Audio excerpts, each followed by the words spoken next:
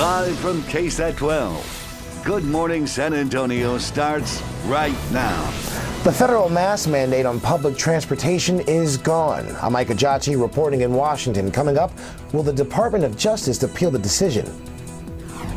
And taking a look outside with live cam this morning, starting off at 69 degrees, not as cool as yesterday.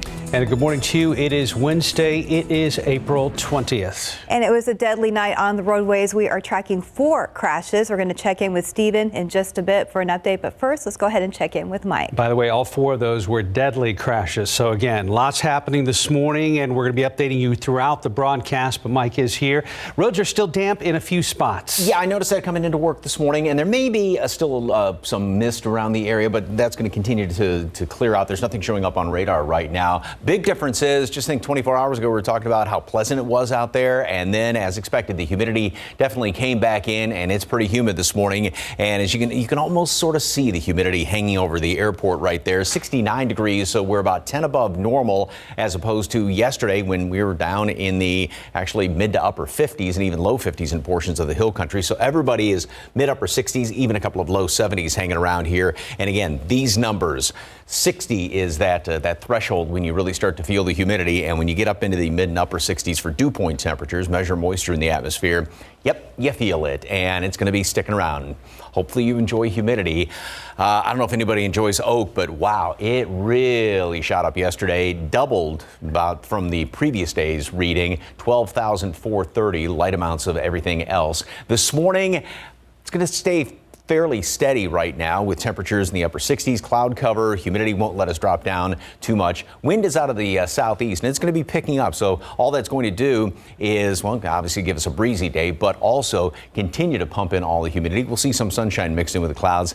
85 for a high temperature. So very warm, very humid. And again, get used to this because this is how it's going to be staying throughout the rest of the week going into the weekend. We'll talk about some rain chances later on in the forecast in just a couple of minutes. Traffic Authority, here is Stephen Cavazos with the latest on those overnight incidents. Hey, thank you, Mike. Unfortunately, it was a deadly night on our roads. 37 at US 81. Things look quiet right now. Let's go ahead and bring the camera in. So again, quiet here on these TransGuide cameras, and we are seeing the same thing reflected on our map. But as we mentioned at the start of this newscast, there were 4 deadly crashes, and a lot of them are looks like they happened overnight. So I'm going to step out of the frame and give you some of these locations that we are taking a look at right now. That first one you see on your screen, Loop 1604 near FM 1346 and St. Hedwig. Now, we are learning from the Bexar County Sheriff's Office that a truck and a car were involved in a head-on collision near that area. Now, that driver was transported to SAMC with serious injuries, and the driver of the car was unfortunately pronounced dead on the scene by EMS. The Bexar County Sheriff's Office did respond, but again, that wasn't the only situation that we saw happen overnight. Around 1:30 this morning, there was a deadly EpiPen. What we're learning from a sergeant on the scene is that a man in his 20s was driving on Callahan in a pickup truck when he hydroplaned and hit a pole and went off the street.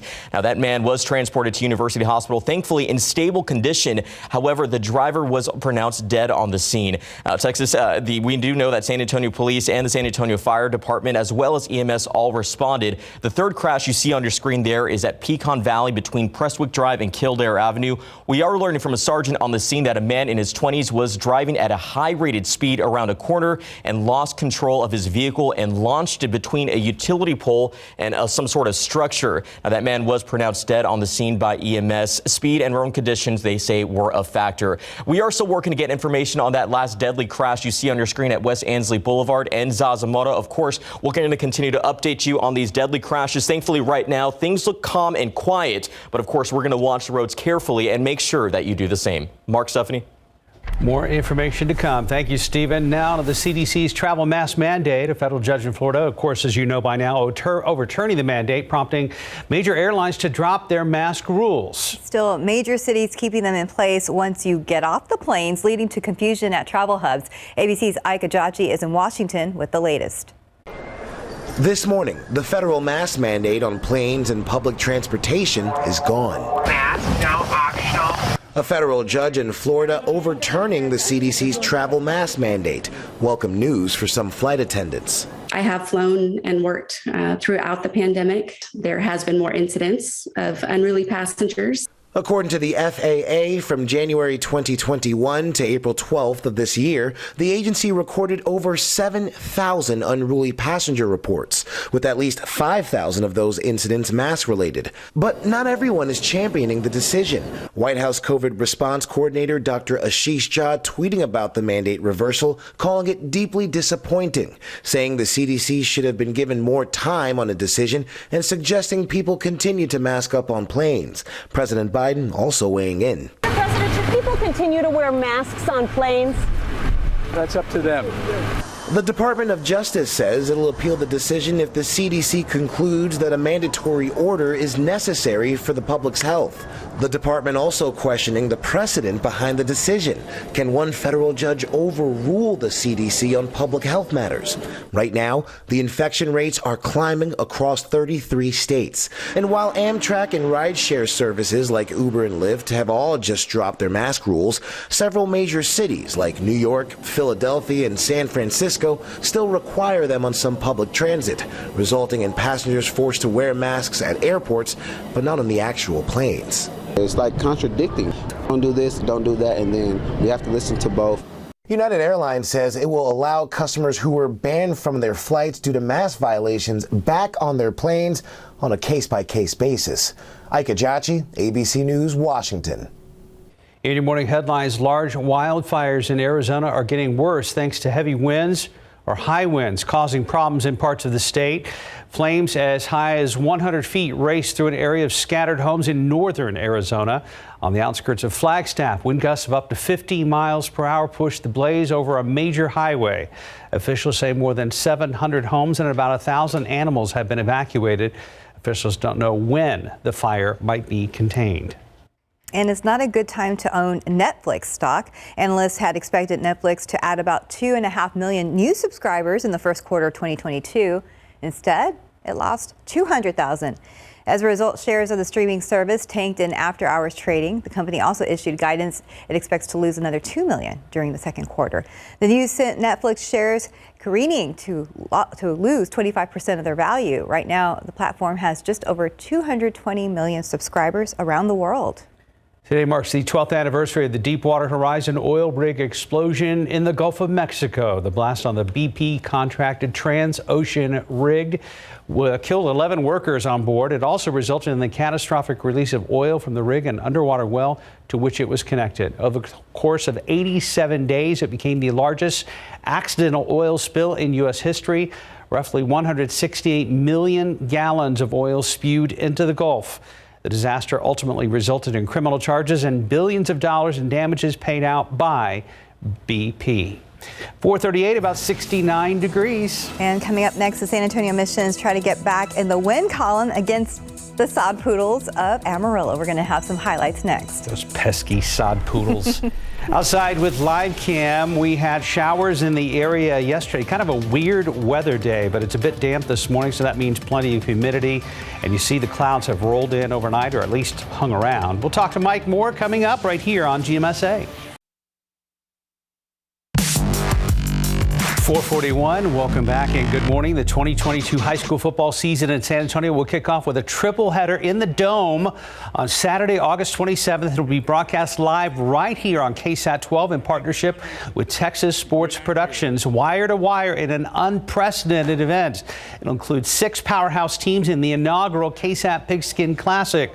All 6 of those teams, Smithson Valley, Reagan, Judson, Johnson, Brennan, and Steele, represented by their athletic directors, head coaches, and cheer squads. At yesterday's announcement at the Alamo Dome, what makes this a little bit extra unique is the triple header will be preceded by a 1-hour version of Texas Eats live from the HEB concourse. If you include that with the pregame and postgame festivities, this will be 12.5 hours of live broadcasting from 10 in the morning till 10:30 at night, all live right here on KSAT 12. It also include $48,000 in scholarships to these schools.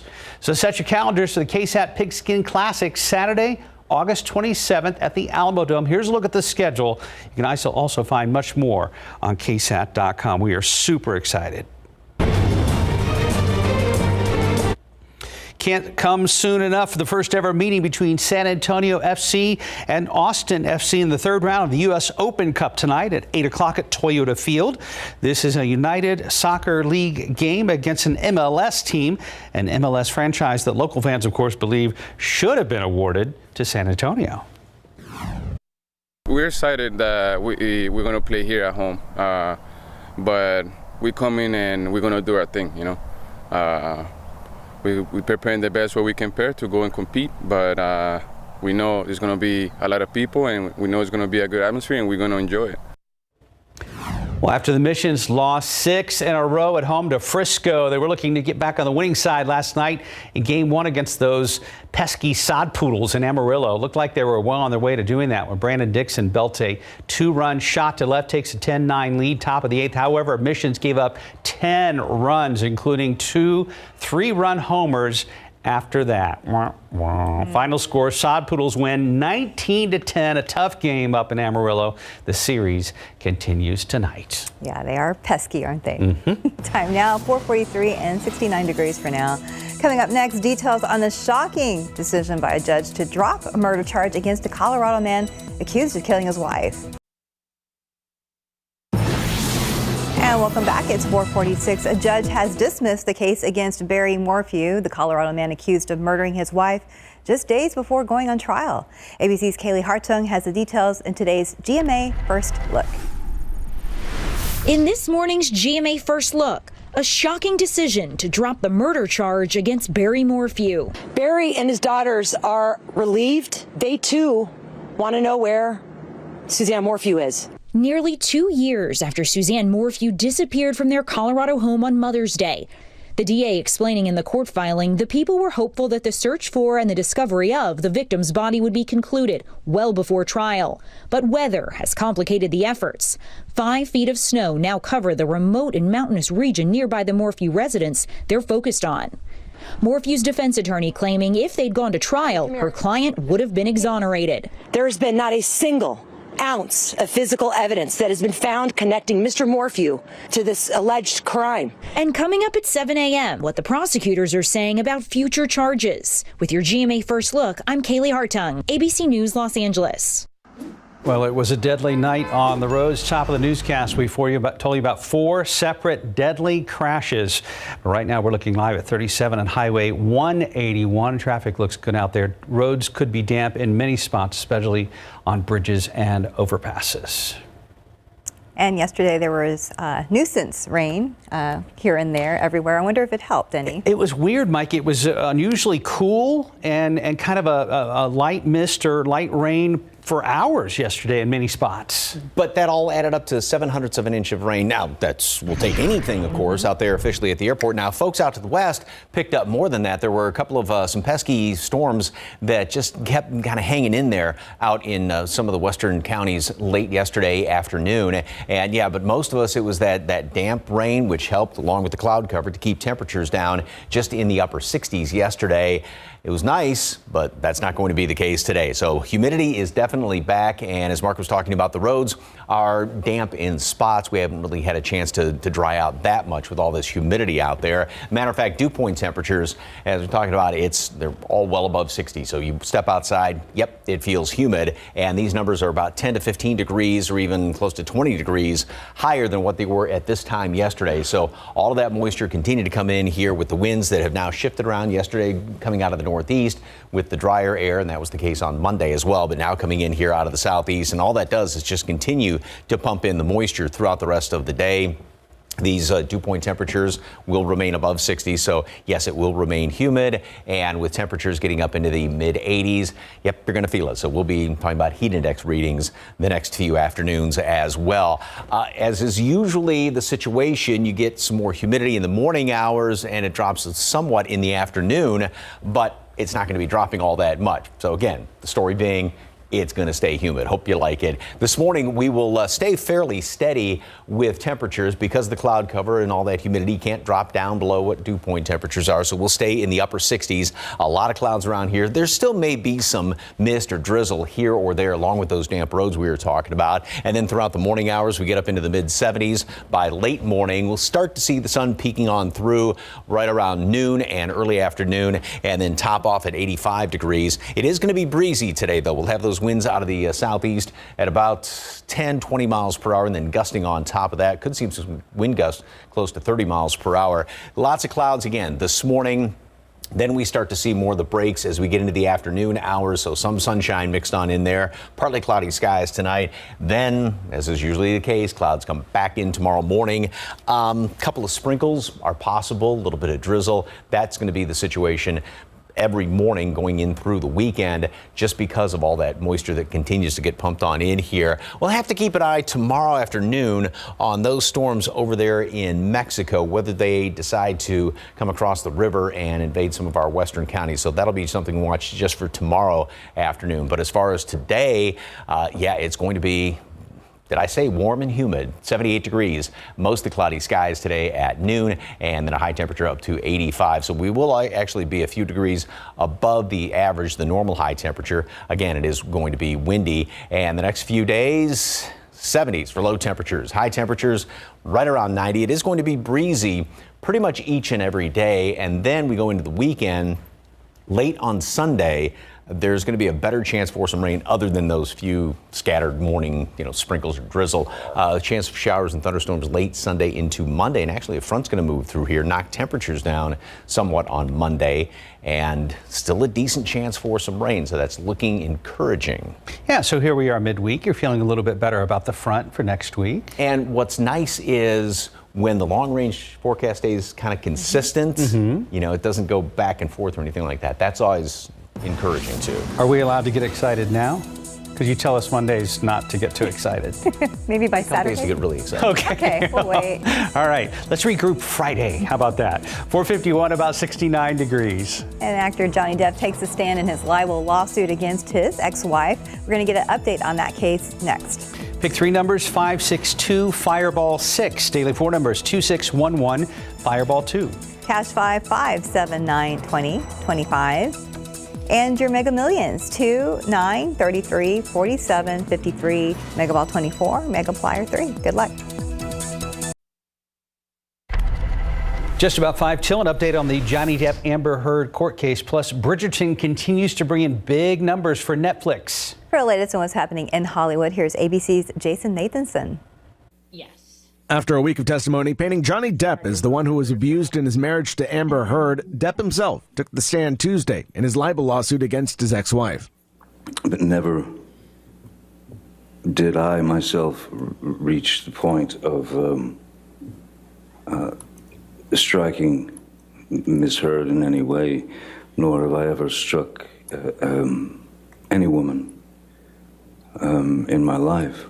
At issue is a 2018 article Heard wrote for the Washington Post in which she calls herself a victim of domestic abuse. Depp's testimony continues today. The famous Mrs. Sweeney, Captain Ian Campbell. I know who you are. Another very public and contentious real-life divorce is at the heart of the new limited series, A Very British Scandal. Claire Foy plays the Duchess of Argyll, who was half of a very famous and very nasty divorce case in Britain in the 60s. And Foy tells me that the Duke did some very bad things, but so did Duchess Margaret.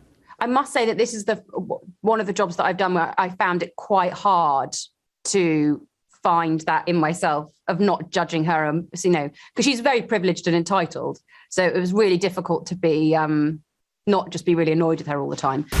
A Very British Scandal debuts Friday on Prime Video. Newton is an excellent judge of character. See?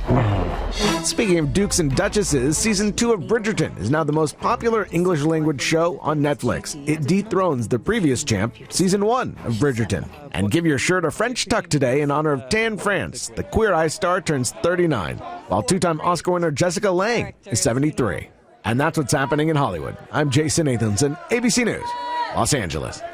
And time now is 4:56 and 69 degrees for now. Still ahead on GMSA as Russia declares a new phase in the war. A new aid package from the Biden administration could soon be on the way to Ukraine.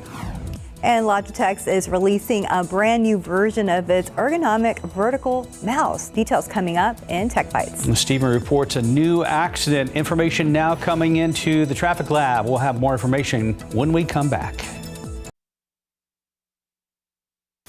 Live from KSAT 12. Good Morning San Antonio starts right now. Making news this hour, sources confirmed to ABC News that the White House plans to announce another major weapons delivery to Ukraine as soon as this week. What that means for the war going forward. Outside with live cam, this is looking back towards downtown right now. Lots of clouds, tons of humidity, and because of showers and storms we had in the area yesterday, we still have some damp freeways this morning. So just be advised, you might hit a puddle or two. Good morning, everybody. We've made it to Wednesday, April 20th. Thanks for joining us this morning. Definitely be careful when you head out. Maybe not a lot of rain right now, but definitely the roads are still wet this morning. It could be a tricky commute. We'll talk to Stephen in a moment, but first, Mike Osterhage. Question: did y'all see any little specks of mist or anything on the windshield this morning? I didn't either. Yes. There may still be some of it out there, just that very, very light mist to keep the roads kind of on the damp side. Temperatures are, well, we've actually gone up 1 degree in the past hour. We are at 70, so more than 10 degrees warmer than what it was at this time yesterday. Remember, yesterday we were talking about how it was so comfortable out there. Well, now take a look at that bottom number over there, 67. That's the dew point, the measure of moisture in the atmosphere. So that gives us very high relative humidity, thanks to those southeasterly winds continuing to pump in all that humidity. We'll make it up to 85 later on today and some sunshine in the afternoon, plus a whole bunch of humidity. And so you know what that means. It's going to be very warm and humid, and that, just get used to it the next few days. The aquifer dropped down a big chunk yesterday, 0.7 of a foot. Of course, we're still in stage 2 water restrictions. Oak, just when it was kind of going down stair-step style, yesterday the Oak reading about doubled from the previous day's number, up to 12,430. Not done with the Oak season as of yet. Take a look at radar right now. And first of all, if you look off along the coastal plain, a couple of those very, very light sprinkles that we're moving on through in the past few hours, and now actually a couple of showers just to the southwest of Cuero and down there around Victoria, although those appear to be just sliding off to the east. That's the only thing that's showing up on radar as of right now, and it's kind of the exception rather than the rule. Like I said, otherwise it is just some light mist out there, and the reason for all the humidity, again, the wind coming in here, it is shifted around out of the southeast about 10, maybe 15 miles per hour, and then it's going to start to pick up throughout the day. So it is going to be breezy today, and really all that's going to be doing is continuing to be a moisture pump from the Gulf of Mexico. So cloudy and humid this morning. Again, a little bit of leftover drizzle or mist, mostly cloudy, warm and humid later on today, getting up into the mid 80s. And really through the weekend, it's going to be the same situation. Morning clouds, some sunshine mixed in the afternoon, warm and humid, also somewhat on the breezy to windy side. Then we go into late Sunday and Monday, and this is still looking encouraging as far as a chance of some rain. So we will definitely keep our fingers crossed for that. More on the weekend forecast coming up. Traffic authority, Stephen Cavazos, a lot happened overnight. He has the very latest. That's right, Mike. Unfortunately, it was a deadly night on our roadways, but we are taking a look at 35 at Judson. We're going to go ahead and start here because there was a crash that was reported as we went to commercial break from our friends over at TechStop. But now this view from this TransGuide camera does show that it's just pretty dark out there and no more flashing lights. However, we still see some road flares that are out there. So just drive carefully this morning. There were 4 deadly crashes that took place around our area. And we're not sure exactly the information on this particular incident. We do know that it was reported off I-35 southbound there at Judson Road going up toward Live Oak, but you can see those southbound lanes. Traffic is moving just fine, and again, it does appear that crash is cleared out. Let's go ahead and get that bird's eye view at 5:03 this morning, because although it was a pretty busy night for our first responders, right now it is pretty quiet, and we're going to keep our fingers crossed that it does stay that way. But as a precaution, just drive carefully, especially if you're traveling into San Antonio. Thankfully, there's no need to rush because we are green across the board from all of these communities. However, as I mentioned, it was a deadly night on our roadways. One of those crashes that we mentioned happened near Pecan Valley a few hours ago. Jonathan Cotto is live there this morning. Jonathan, again, this crash happened a few hours ago, but do we know if anyone was seriously hurt? Stephen, unfortunately, yes, we're learning one man was pronounced dead here at the scene. The scene has since cleared. We're here on Pecan Valley Drive. That crash happened about 2 blocks south of East South Cross. We know San Antonio police were called to the scene close to 2:30 this morning. They say a male driver in his 20s crashed into a utility pole in an alleyway between Kelder Avenue and Prestwick. Now, right now, police are telling us speed was definitely a factor, but of course, this crash remains under investigation. Reporting from the city's southeast side, Jonathan Cotto, KSAT 12 News. Thank you, Jonathan. A new census means San Antonio's council districts will be redrawn. The point is to keep the areas roughly equal in population. A citizen advisory committee finished first draft of what could become of the new map. People that are going to change from one district to another, they're very passionate about keeping the status quo, but in this exercise, that's the one option that doesn't work, is maintaining the status quo. So if this first draft is approved, District 8 on the northwest side would lose the most people, more than 20,000 residents, and District 5 on the west side would grow by nearly the same amount. Council members were briefed on it, will be briefed on it later today. An approval could come as early as June. This morning, no one has been formally charged yet in a case involving a San Antonio seafood restaurant. The Texas Game Wardens recently confiscated nearly 400 shark fins from that establishment. Now, buying or selling shark fins is illegal in Texas. It could come with a $2,000 fine or 180 days in jail. Shark experts say cutting off a shark fin is cruel and will lead to the animal's death. With fire deaths up across the San Antonio metro area, San Antonio Fire Department working with City Council to create district fire safety plans. In District 3, part of the focus is distributing door hangers with scan information because people there skew older. After a fire on, I believe that's a fatal fire on South Flores, fire crews went door to door to hand out smoke detectors. The requests for smoke detectors are high. Whether it's via 211 or the Fire Safe SA website, there are quite a few. It's surprising how many there are, but that's why we're here. A big part of this initiative involves getting a smoke detector anyone who needs one.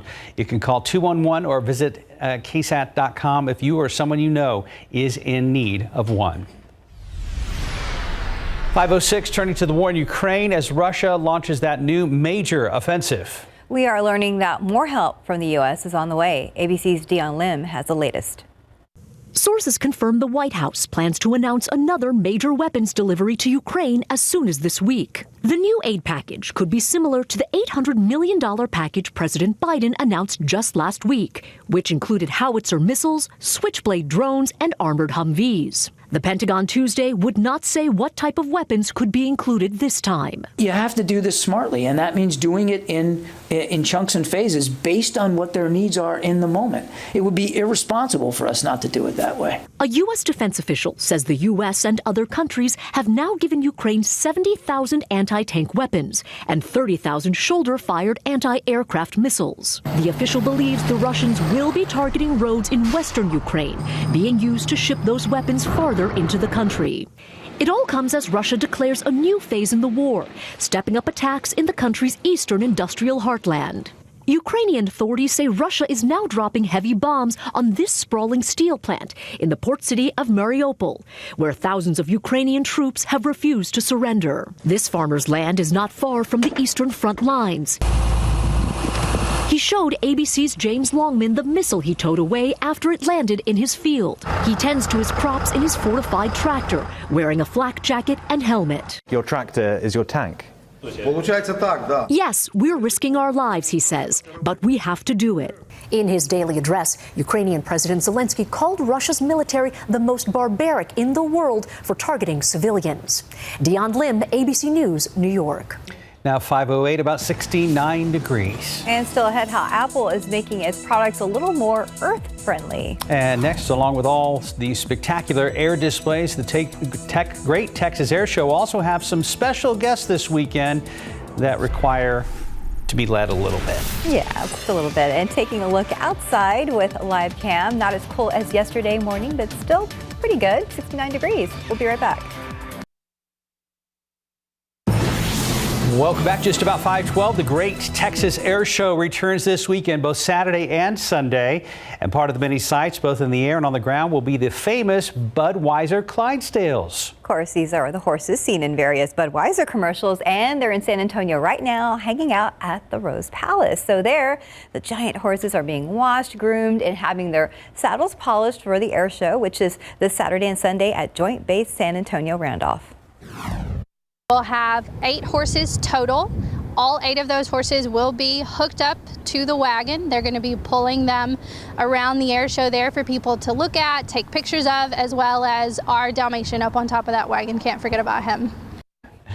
And the Great Texas Air Show celebrates the 75th anniversary of the U.S. Air Force and the 80th anniversary of the Air Education and Training Command. The show is free and open to the public, so you can read more about this on our website at KSAT.com. It's both days from 9 a.m. to 4:30, so don't feel like you have to rush out on a Saturday. There's plenty of time and space on Sunday you can as choose a well. day, or go twice. And headliner again this year, for the first time in a couple of years since their first responder flyover, the Thunderbirds. Wow.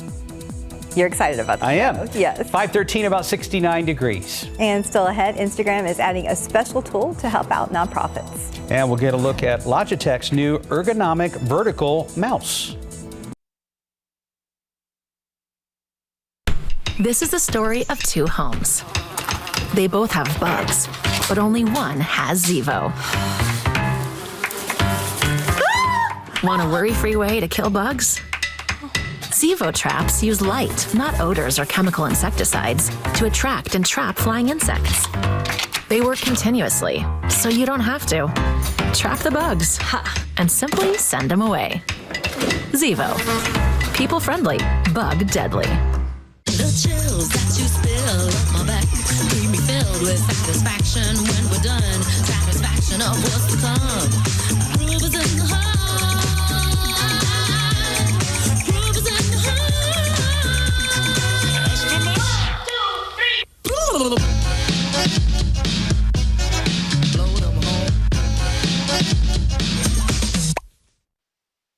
At Macy's, the fragrance destination.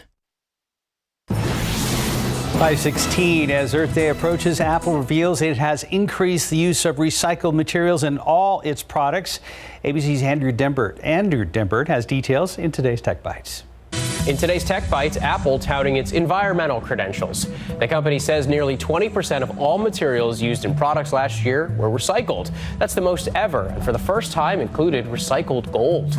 Instagram is extending its fundraising tool to Reels. Users can now add a link to their video reels for people to donate to nonprofits. It was announced as part of the company's Earth Day efforts. Parent company Meta covers the fees, so every penny of each donation goes to the charitable organization.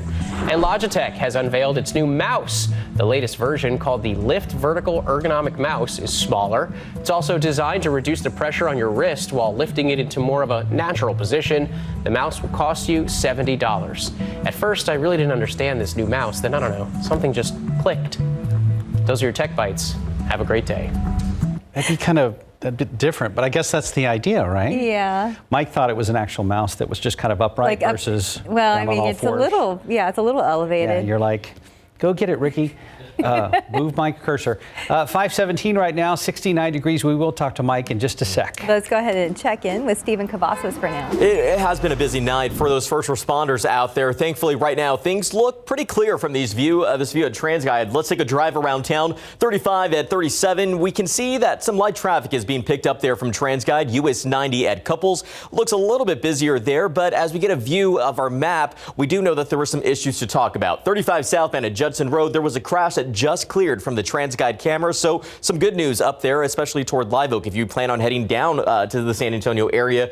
But let's take a drive over here to the US 90 area, right there on those eastbound lanes at Nogalitos. We do have a stalled vehicle that was picked up as well. So as a reminder, check those vehicles and make sure to drive carefully. Again, as I mentioned earlier, it was a pretty busy night for those first responders. 4 deadly crashes were reported in our area. Here are some of those locations. Loop 1604 near FM 13 1346 and St. Hedwig. The 4000 block of Callahan Road near Loop 410, Pecan Valley, where Jonathan Cotto is at. We learned some information there involving two vehicles near Prestwick Drive and Killer Avenue and West Ansley Boulevard and Zaza Mota. So again, busy night for those first responders.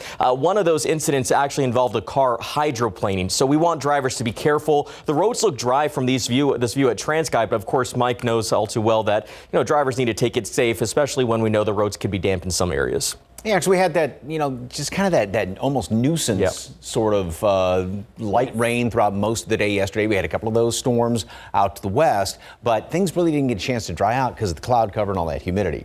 So that's why. And take a look at this picture out there by the airport, and it almost looks like there may be still a sheen on the road. So could still be damp in spots, of course, if the the traffic hasn't started to dry things out as of yet. Temperatures right now. Whole different story compared to yesterday. We had that nice little break in the humidity starting Monday in through yesterday morning. Then the humidity started to work its way back. The clouds came in here, but we've got temperatures well up into the mid upper 60s, low 70s around here. And these numbers, they're the one that make all the difference. Dew points, measure moisture in the atmosphere. Everybody's above 60. That's that threshold number. And you get around 70, Casterville, as well as Randolph. That's a whole bunch of humidity, and it is just going to be sticking around throughout the rest of the day. We don't get any sort of a break in the afternoon. So with temperatures then getting up into the mid 80s, some sunshine, that means we are going to be dealing with somewhat of a heat index later on today. This morning, temperatures aren't really going anywhere. We will stay pretty steady, again, thanks to the high humidity as well as the cloud cover out there. A little bit of mist is still possible here or there. Haven't seen any reports of any of the reporting stations, but just kind of be on the lookout for that, as well as, like we were talking about, those damp roads. We'll finally creep up into the low 70s by later on this morning, and then some sunshine is going to start to peak out here right around late morning by noon, 78 degrees, and a little bit more sunshine later on in the afternoon, 85 for a high temperature. So we'll be just a few degrees above normal. Again, wind out of the south to southeast, fairly breezy, 10, 20 miles per hour, and some gusts on top of that. All right, let's go way into the future. And each and every day is pretty much going to be like the previous day. We'll have a lot of clouds in the morning and then some sunshine in the afternoon. Clouds come back in tomorrow morning. Same situation. Wind continues to stay out of the southeast, so that's going to continue to pull in all that humidity. And with that humidity, there may be a couple of little spots of some drizzle or even just very, very light morning sprinkles. It goes all the way through Saturday and then Sunday. Now, Sunday evening, we do have a chance for a couple of showers around here, and especially overnight, late Sunday into early Monday morning. There's a disturbance, actually somewhat of a front moving on through here. That's going to give us a chance for some showers, even a couple of thunderstorms throughout primarily the first portion of the day on Monday, and then that's going to start to clear out. So the nice thing is long-range computer models, even from the past couple of days, have been pretty consistent as far as those rain chances on Monday, which is always an encouraging sign that it's still sticking to that. So let's keep our fingers crossed for some rain coming in here, some decent rain by Monday. 78 degrees today at noon. We will start to see some sunshine mixed in at noon, and then some sunshine, sort of mixture of sunshine and clouds later on this afternoon. 85 for a high temperature. Breezy, wind out of the southeast, 10, 20 miles per hour, gusting at times. Plenty of humidity, and that's the situation each and every day. Not much is going to change.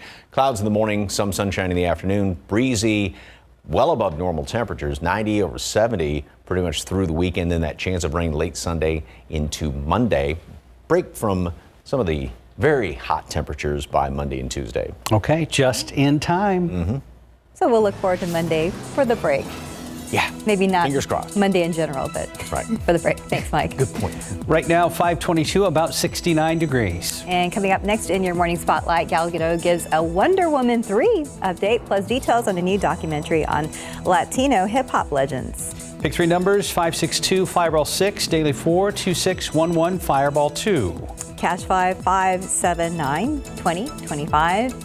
And your Mega Millions, 2, 9, 33, 47, 53, Mega Ball 24, Mega Plier 3. Good luck. Welcome back to GMSA. In today's entertainment news, a superhero update, a look back at the pioneers of West Coast rap. Here's CNN's David Daniel with the Hollywood Minute. Another Wonder Woman movie is in the works. Star Gal Gadot tells Forbes magazine, "We're actually in the mix of working on the script and getting the third one made. I'm super excited for the fans to come and watch Wonder Woman 3. The music wasn't so big yet. Cypress Hill came and just kind of kicked that door in. We went from playing in front of 16 people to 150,000. Latino hip-hop legends get the documentary treatment in Cypress Hill, Insane in the Brain. Percussionist Eric Bobo says watching the section on the group's Lollapalooza 94 performance brought it all back. I just saw my face and like all the emotion, everything, nervousness, excitement, anxiety. But we were about to hit the stage in front of 400,000 or so people. Cypress Hill, Insane in the Brain debuts on Showtime on Wednesday, 4/20. In Hollywood, I'm David Daniel. It is now 5:27 on your Wednesday morning, hovering right around 70 degrees at San Antonio International Airport. And still ahead on GMSA, new mask freedoms might not last long. Why the Department of Justice says it might appeal the travel mask ruling. Plus, Popeye's Chicken doing a major expansion this year. We'll tell you how many more stores are set to open. And we'll tell you how a doctor was able to visit the International Space Station via hologram. And it is Autism Awareness Month, and we're talking about what you need to know and understand. Ahead on GMSA at 6 later this morning, the message you should share with your kids. Making headlines this morning, the U.S. Justice Department could soon appeal the new travel mask ruling. And taking a look outside with a live cam, not the nice cold morning we had yesterday. In fact, it's a little muggy right now at 69 degrees. It's very muggy. Good morning, everybody. We've made it to midweek. It is Wednesday, the 20th. Thanks for joining us. I hope you had a good Tuesday. I know running errands and picking up my daughter from school is interesting with the kind of like little drizzle, or as Mike calls it, nuisance rain. Nuisance rain around here yesterday, but he also says it did not amount to a whole lot. 0.07 of an inch. I mean, we'll take anything we can get. That was officially out there at the airport. Of course, more rain fell in portions of the hill country with some of those storms. So yesterday was the nuisance showers, and now we've got the leftover nuisance kind of damp roads. And this is the I-10 410 camera. This is looking up out of town on I-10, and appears to be somewhat of a sheen there on I-10. So some leftover, saw some damp roads coming into work this morning as well. So that's what you want to watch out for, that leftover damp roads. With all the humidity around here and the cloudy skies, really haven't had that much of a chance to have the roads dry out overnight. 70, yeah, it's about more than 10 degrees, 10, 11 degrees above the normal, the average low temperature, and that dew point temperature, 67 degrees. We're above 60. A lot more humidity compared to yesterday, thanks to those winds coming in here out of the southeast. And all around the metropolitan area, let's see, Stinson wins the prize for the warmest temperature right now at 74. Everybody else is coming in right now at 70. Oak, we started the downward trend over the past few days, and then all of a sudden yesterday, Oak popped up, doubling the previous day's reading, 12,430. Low amounts of everything else are showing up. 78 degrees at noon today. A lot of clouds this morning, and then some sunshine mixed in as the day rolls on, and 85 for a high temperature. Wind is still going to be out of the southeast, and it's going to start to pick up kind of on the gusty side. 10, 20 mile per hour winds, at times gusting 25 close to 30 miles per hour, and that's just going to continue to pump in all that humidity, and then we'll have partly cloudy skies overnight, but then we do it all over again tomorrow. We do have some rain chances to talk about later on in the forecast. Those details coming up in just a couple of minutes. Traffic Authority, Stephen Cavazos, what's going on the highways and byways? You know, things are pretty quiet right now, Mike. Let's get a look around town. We have US 90 at Couples. It does look a little busier here since we last talked to you, but 281 at St. Mary's, still a pretty quiet view there from TransGuide. Elsewhere, Loop 410 and Loop 13, a really quiet area this morning, as well as 1604 at Kyle Seal. But keep in mind, it was a pretty busy night for those first responders. We'll get to that in just a moment, but let's go ahead and show you what could be impacting your morning drive right now, especially if you're traveling in those eastbound lanes from US 90. There is a stall right there located just off Nogalitos. So again, for our friends out in Castroville, watch out, move over, slow down if you have to head to the downtown area. But as I mentioned, pretty busy night for those first responders. Let's tell you about those 4 crashes, deadly crashes that occurred at different locations. And if you're just waking up with us, the first one took place here off Loop 1604 near FM 1346 and St. Hedwig. The second one off the 4000 block of Callahan Road near Loop 410. The third one where Jonathan Cotto was at Pecan Valley near Prestwick Drive and Killer Avenue. And the last one, West Ansley Boulevard and Zasamoto. Now, we are working to get more information confirmed on these deadly incidents, but we know some of them did involve hydroplaning and another involved speed. So again, drivers, drive carefully. No need to rush out the door this morning. It is green across the board. We're going to have more updates and make sure to keep your eyes on the road. Mark, Stephanie. Thank you, Stephen. New this morning, San Antonio police say a West Side woman didn't even have to open her door to meet with trouble. They say someone shot right through it, hitting her and killing her. It happened at an apartment complex in the 2400 block of Penn Road. That's not far from Highway 90. Katrina Weber is there with a live report. And Katrina, do police have any clues about why this happened? Not that they've shared with us. In fact, we don't know if this woman was the intended target of that gunfire or if those bullets may have been meant for someone else. The police say that woman, who was in her 40s or 50s, was inside the home at the Puerta de Hierro apartments with two other people. They say they heard a knock on the door just before 10 last night, and as the woman approached the door, someone fired shots through it, hitting her. The paramedics arrived, but police say that woman was dead already. The shooter was gone. But at the time when they spoke to us, police did not have any description of that suspect or a motive for the shooting. And they tell us they did search this area in the 2400 block of Penn Road, but did not find anyone. Reporting live on the west side, Katrina Weber, KSAT 12 News. Thank you, Katrina. Also new this morning, as Stephen mentioned earlier, one person is dead following a crash over in East Bexar County. Happened a little before 10 last night at the intersection of Loop 1604 and FM 1346 near St. Hedwig. Bexar County deputies say a truck collided head-on with a car. The driver of the pickup was taken to the hospital with serious injuries. The driver of the car was pronounced dead at the scene. New mask freedoms might not last too long. The Justice Department says it could appeal that federal judge's ruling. And as CNN's Amy Kiley reports, the DOJ says it's letting the U.S. Centers for Disease Control and Prevention decide what happens next. It's over immediately.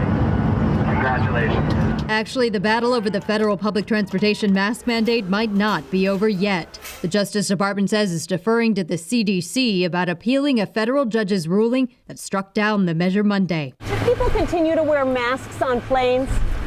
That's up to them. The CDC had wanted the mandate in place until at least May 3rd, while it determined if it was still needed. It's a horrible time to lift the mandate.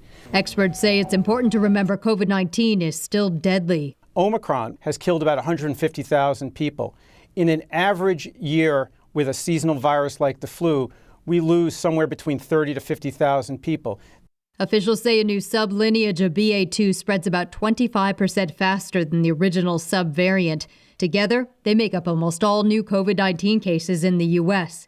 Experts also point out people can't always social distance when traveling together. If someone's not wearing a mask, even if you're wearing a very high quality mask like this, an N95 mask, they're infected. You have about an hour and 15 minutes of protection. But people who aren't health experts might be considering other factors. I feel more protected when people are wearing masks, though the enforcement of it causes a lot of antagonistic situations. I'm looking forward to seeing a lot more smiles.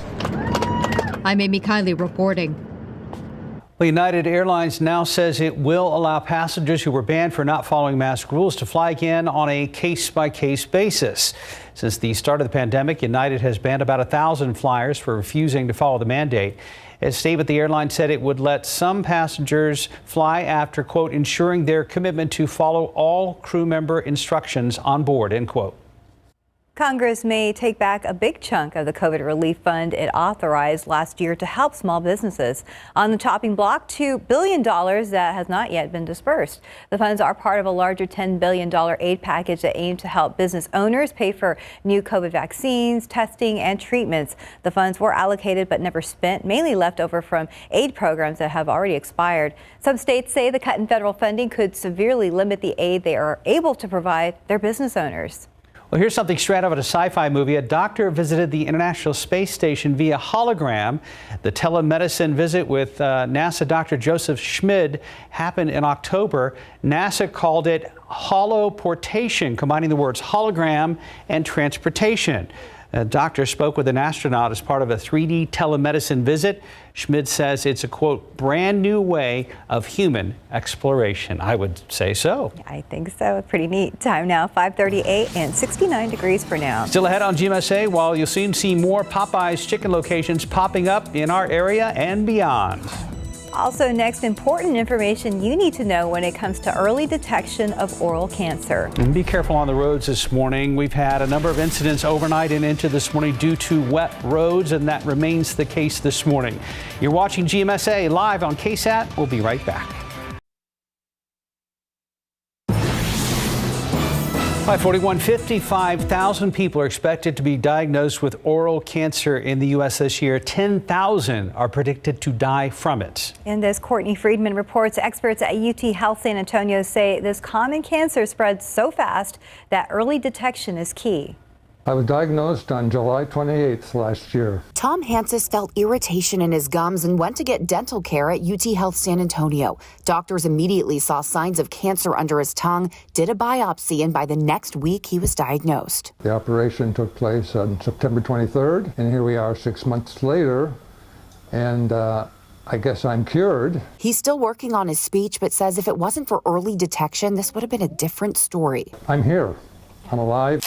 His doctor, Tiffany Tavares with UT Health San Antonio School of Dentistry, says to look for the signs and symptoms. An ulcer or a sore in your mouth that doesn't heal after 2 weeks. If you have a nodule, if you have a growth, swollen lymph nodes that aren't going down, persistent hoarseness, so you're noticing some voice changes. You're at higher risk if you drink alcohol excessively or use any tobacco products, including cigarettes, e-cigarettes, vaping, hookah, or dip. Getting checked out is as easy as going to your regular dentist or primary care doctor. But during the pandemic, many people stopped going to their doctors regularly. There was a time when they were not seeing patients. But things are different now, and he has some advice. Pay attention to that dentist who says come in for a checkup every 6 months, because a lot can happen in 6 months, might save your life. And they're taking awareness outside the clinic this weekend, holding a walk for early detection of oral cancer. It's going to be from 7 a.m. to noon here at the UT Health San Antonio Center for Oral Care. From the Med Center, Courtney Friedman, KSAT 12 News.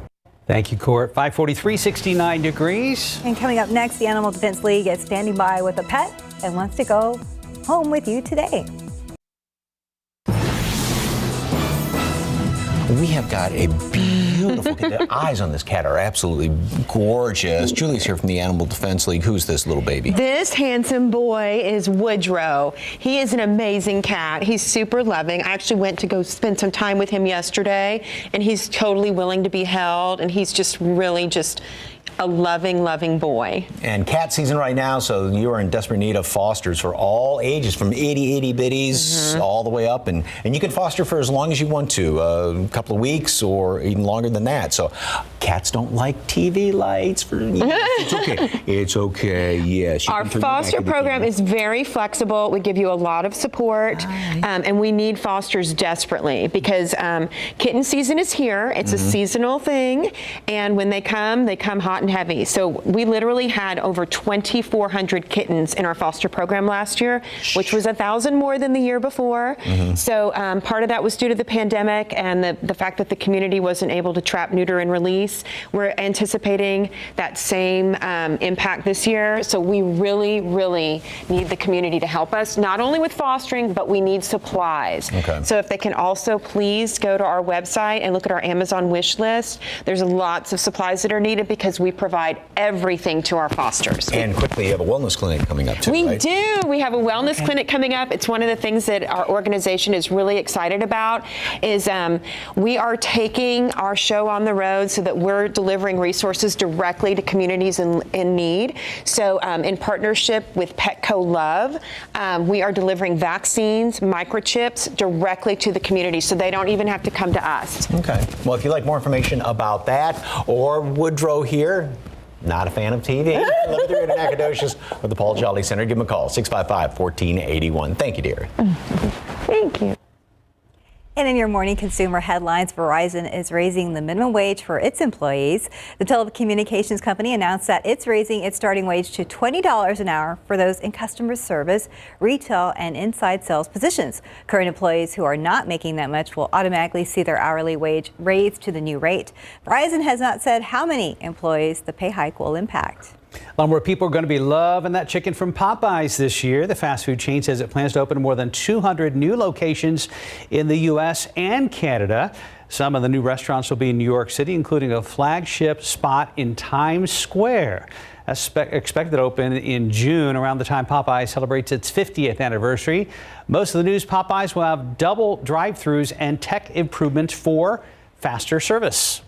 Pretty cool. And time now is 5:49, and at last check of those TransGuide cameras, things looked okay, Stephen. Right now, we are going to continue to keep our fingers crossed because it does look quiet from this view at TransGuide 37 at Pecan Valley. Now, there was a crash that was actually reported there a few moments ago, but it does look like first responders were quickly able to clear that out. Right now, things are moving as we drive into that 6 a.m. hour. 35 at State Highway 46, 37 at 181. Traffic is moving, but keep in mind, it was a pretty serious night. We had 4 deadly crashes. This is one of the latest ones. We're not sure exactly the circumstances here because it just was reported, but 37 southbound at Pecan Valley. And as a reminder, first responders were able to clear that out quickly. So hopefully there were no injuries reported there. But again, we know it was been a pretty busy night for them. Let's drive over here, US 90 eastbound in Nogalitos. We still have a stall detected there, but as we get that wide view of the map here, we're not really seeing any problems that are causing slowdowns on the roads just yet. But keep in mind, it is still pretty early on as we inch closer to that 6 a.m. hour, especially rush hour. Things are likely to change, so just make sure to enjoy it while you can. Guys? Yes, sir. Thank you, Stephen. Real quick, it's National Lima Bean Respect Day, and I just did one-on-one interviews like Dylan Collier with our team here in the studio. Yeah. And we weigh in on this controversial topic on Facebook. Go to a KSAT Mark Austin and look for reactions on our team and lima beans. You got to the bottom of it. I did, yes. Well, we had a chef on SA Live a couple of weeks ago, and one of the little side dishes it was some vegetables, did have some baby lima beans in it. Yum. And it was real tasty. Well, I think that's a win when you mix it with some other veggies. Yes, yeah. And I think if you were to like almost saute them a little bit in a pan, get them kind of crispy and stuff, would be good. Mike's cooking for everyone. Do what? You're cooking for everyone then. Okay.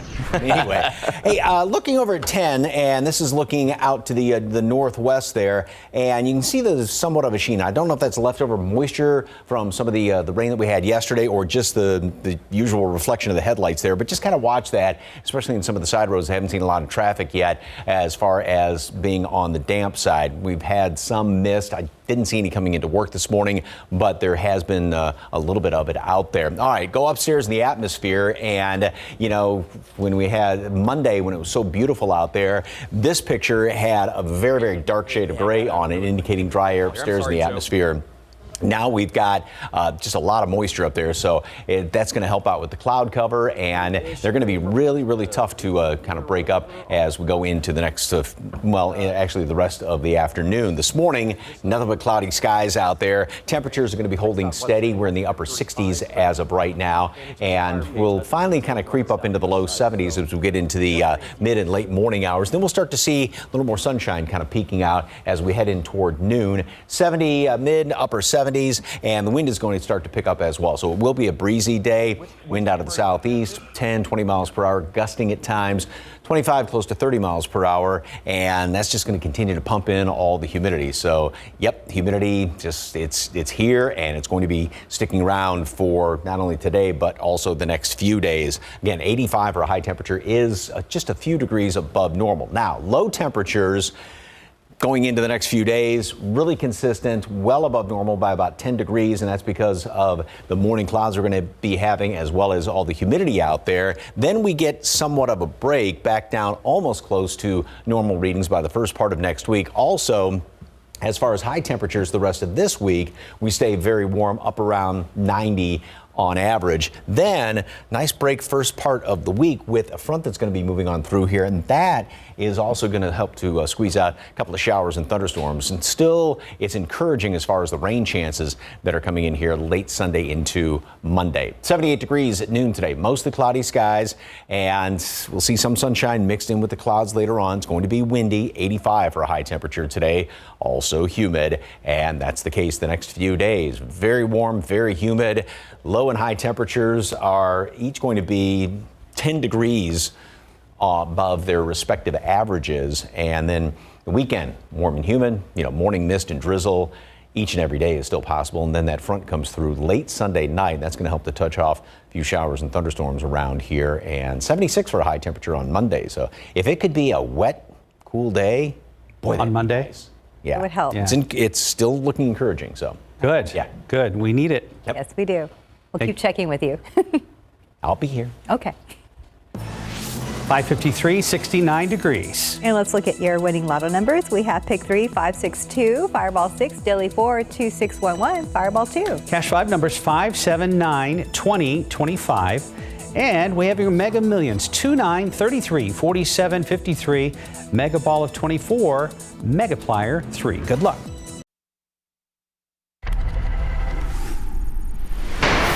Coming up here on Good Morning America, I am inside Volkswagen's LEED Platinum certified, the first in the world, production where they're making electric vehicles. You know, the state of Tennessee has added more than 10,000 jobs just since 2017 in this state alone because of EVs. So we're going to look into that and the truths and myths behind EVs today. We also have to get into the mask mandate and all of the confusion surrounding it after the Justice Department considers an appeal to that federal judge's strike down of the travel mask mandate. And then big news from Moderna about a possible better booster. Also, Dr. Ashton with us to talk about the prenatal screening tests and a new FDA warning about them. We will have that and what women need to know and so much more right here on Good Morning America. That's coming up at 7 o'clock. Well, some of San Antonio's youngest minds are helping give back to their community. Pre-K for SA students auctioning off their art. Money raised will help the nonprofit called the Through Project. More on this online at KSAT.com. Ahead in the next hour, the morning show, we're following several deadly crashes that all happened here in San Antonio overnight. 4 in total. We will have the details. And checking TransGuide, we've got wet roads, and that's not a good combination. They're not soaking wet, but damp in many spots. Here's one trouble spot with flashing lights, 35 at New Laredo Highway. We will check in with our traffic expert coming up after the break. San Antonio police say a woman didn't even have time to answer the door. Someone fired right through it, hitting and killing her. I'm Katrina Weber. I'll have that story coming up. And taking a look outside with live cam this morning, it is muggy out there. Not the cool start that we had yesterday morning. Live from KSAT 12. Good Morning San Antonio starts right now. Good morning to you. Rise and shine, San Antonio and South Texas. It is Wednesday, April 20th. Thank you for joining us. Yesterday was pretty interesting with the nuisance rain here and there. So pickup time at the school, everybody was like, yes. like this, but not running or sprinting like a real downpour. It did make for an interesting afternoon and early evening. Mike's here. Are we seeing any of that this morning, Mike? There may be some leftover mist in places. Nothing's being picked up on radar. And also yesterday, with temperatures that stayed down, it was kind of on the coolish side. It was coolish all day. And despite the fact that the humidity came up, you really didn't, feel it that much. Yeah. Different situation today, though, because we'll have some sunshine later on today, and that's going to help to warm us up into the mid-80s, and we'll keep all this humidity around here. We had, after that nuisance rain, yes, there were some heavier showers and thunderstorms well out in western portions of the hill country, but we had some damp roads overnight. It appears as though 410 over there by the airport, and probably thanks to some of the traffic out there, has now dried out, but just watch out for still a few damp roads here and there. Also, now, just as about 2 minutes ago, when I put this map into the sequence here, there was a hint of fog around Bernie Stage. Nothing is showing up as of right now. One of the reasons for that, probably given the fact that we do have a breeze out there further over toward Houston, we do have some fog being reported, but that doesn't look like it's going to be an issue this morning just because we do have somewhat of that breeze keeping the atmosphere stirred up. Temperatures 70 here in town, 68 Rio Medina, Lotus, Valverde, mid 60s in the hill country. Whole different story, as Stephanie was saying, than yesterday morning. And here's the reason for it. The humidity dew points measure moisture in the atmosphere well up above 60, and they're going to be staying up there throughout the rest of today. Oak, just when it was making that downhill slide, doubled approximately from the previous day's reading. Yesterday came in at 12,430. The updated allergen count's going to be coming out about an hour and a half or so. Temperatures stay steady this morning. Wind is going to start to pick up and will be right around the mid to upper 70s at noon. Some sunshine is going to start to squeeze through those clouds, and wind is going to be out of the, again, southeast 10 to 20 miles per hour, gusting at times 25, close to 30 miles per hour. And then we top off at 85 later on today, and you'll definitely feel that 85 with that humidity. Still talking about some decent rain chances later on in the forecast. Details on that in just a couple of minutes. Traffic Authority, Stephen Cavazos, what's the latest? Seems every half hour we have a new problem to talk about, Mike. This one, 35 at New Laredo Highway. Let's go ahead and get a view from TransGuide, and you can see flashing lights out there and traffic starting to build in those directions, so make sure to drive carefully. We are working to get some information out there on the scene, so we can't tell you exactly how many vehicles were involved or if there were any injuries to the drivers or possible passengers, but we do know that this is possibly going to cause an issue for anyone that may be traveling north. As you can see right here, where that crash is picked up is I-35 northbound to Loop 410 east, and you can see that is where that buildup is taking place. It's not too bad right now because it's still a little early this morning, but we know it will likely continue to stretch as first responders work to clear it and more people get out on the roadways. So we'll look for some of those alternative routes as the morning does go on. Let's go ahead and get a wide view of the map, and you can see elsewhere we're not spotting any problems. Now, where that crash icon is located is where that rollover has been picked up, so we're going to watch it closely. But again, as I mentioned, 35 could be a problem spot for anyone that may be traveling up from Lytle. The good news is right now you're still in luck. 17 minutes to get to the downtown area, but keep in mind we are starting to see a slight slowdown traveling in from 281 southbound and Bulverde. But the big issue is going to be right here, 35 at New Laredo Highway. We're hoping to get some details, and we'll keep you updated coming up in the next few minutes. Mark, Stephanie. Thank you, Stephen. New this morning, San Antonio police say bullets fired from outside a West Side apartment hit and killed a woman inside. They say she was struck right as she attempted to answer a knock at the door. Katrina Weber's live where it happened in the 2400 block of Penn Road near Highway 90. And Katrina, have you been able to find out anything about the woman who was killed? The only information that police have shared with us is that she was in her 40s or 50s. Now, she was inside a home here at the Puerta de Hierro Apartments, a gated apartment complex, but even those gates couldn't keep out a killer. Police told us that there were two other people in the apartment with the woman when the shooting happened just before 10 last night. They told officers there was a knock on the door, and as the woman approached to answer it, someone fired shots from outside. She was hit by the gunfire and had already died when paramedics arrived. Police told us at that time that they didn't have any information on the shooter. They also searched this area in the 2400 block of Penn Road, but did not find anyone. It's also unclear if that woman was the intended target of the shooting or if those bullets may have been meant for someone else. Reporting live on the West Side, Katrina Weber, KSAT 12 News. Thank you, Katrina. Also new this morning, a man is dead after a crash on the southeast side. It happened around 2:30 this morning on Pecan Valley Drive near East South Cross. And that's where police tell us a man in his 20s crashed right into a utility pole. He died at the scene. Now, right now, the crash is under investigation, but we are told speed played a role in that crash.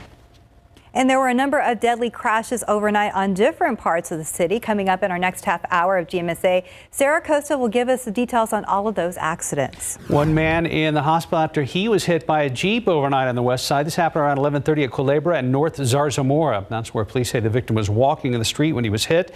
The driver of the Jeep stopped to help. The victim is currently in the hospital with life-threatening injuries. And with fire dust up across San Antonio, the San Antonio Fire Department is working with City Council to create district fire safety plans. In District 3, part of the focus is distributing door hangers with scan information because people there skew older. Now, after a deadly fire on South Florida's fire crews went door to door to hand out smoke detectors. The requests for smoke detectors are high, whether it's via 211 or the Fire Safe SA website. There are quite a few. It's surprising how many there are, but that's why we're here. A big part of this initiative involves getting a smoke detector to anyone who needs one. You can call 211 or visit KSAT.com if you or someone you know is in need of one. Large wildfires in Arizona getting worse due to high winds kicking up in parts of the state. Flames as high as 100 feet tall raced through an area of scattered homes in northern Arizona. On the outskirts of Flagstaff as wind gusts top 50 miles per hour, pushing that blaze over a major highway. Officials say more than 700 homes and about 1,000 animals have been evacuated. Residents in part of the county are now under evacuation orders as the fire threatens more homes. Officials don't know when the fire might be contained. Russia is hurling its military might against Ukrainian cities and towns and pouring more troops into the war. The fighting in the east seeks to slice the country in two in a potentially pivotal battle for control of Ukraine's industrial heartland of coal mines and factories. If successful, the battle would give President Vladimir Putin a victory following the failed attempt by Moscow's forces to storm Kyiv. In the devastated city of Mariupol, Russian bombs reportedly flattened what was left of a sprawling steel plant and hit a hospital. Now on to the CDC's travel mask mandate. A federal judge in Florida overturning the mandate, prompting several major airlines to drop their masking rules. Still, major cities keeping them in place once you get off the planes, leading to confusion at travel hubs. ABC's Ika Jachi is in Washington with the latest. This morning, the federal mask mandate on planes and public transportation is gone. Mask now optional. A federal judge in Florida overturning the CDC's travel mask mandate. Welcome news for some flight attendants. I have flown and worked throughout the pandemic. There has been more incidents of unruly passengers. According to the FAA, from January 2021 to April 12th of this year, the agency recorded over 7,000 unruly passenger reports, with at least 5,000 of those incidents mask-related. But not everyone is championing the decision. White House COVID response coordinator Dr. Ashish Jha tweeting about the mandate reversal, calling it deeply disappointing, saying the CDC should have been given more time on a decision and suggesting people continue to mask up on planes. President Biden also weighing in. President, should people continue to wear masks on planes? That's up to them. The Department of Justice says it'll appeal the decision if the CDC concludes that a mandatory order is necessary for the public's health. The department also questioning the precedent behind the decision. Can one federal judge overrule the CDC on public health matters? Right now, the infection rates are climbing across 33 states. And while Amtrak and rideshare services like Uber and Lyft have all just dropped their mask rules, several major cities like New York, Philadelphia, and San Francisco still require them on some public transit, resulting in passengers forced to wear masks at airports, but not on the actual planes. It's like contradicting. Don't do this, don't do that, and then we have to listen to both. United Airlines says it will allow customers who were banned from their flights due to mask violations back on their planes on a case-by-case basis. Ika Jachi, ABC News, Washington. Finding a summer flight on Spirit Airlines may be a bit tougher. The Wall Street Journal says it is the latest to cut back its schedule in the hopes of heading off disruptions and cancellations. JetBlue already announced cuts of up to 10%, and Alaska Air is trimming its schedule by roughly 2%. And playing with toys will be getting more expensive. Hasbro says increasing costs for raw materials will force it to raise prices, and it's warning of a $100 million hit to its bottom line after pausing toy shipments to Russia. Time check, 6:11, about 70 degrees. And today is the anniversary of the largest oil spill in U.S. history. Coming up a little later on GMSA, we're going to take a look back at that tragic event. We had showers, and bad news for Netflix stock. We'll explain right after the break. And taking a look outside with a live cam. Yeah, fair amount of showers, maybe not a lot, but pretty across the city yesterday afternoon. And now we're at 70 degrees. It is muggy, but expecting sunshine later on. We'll be right back.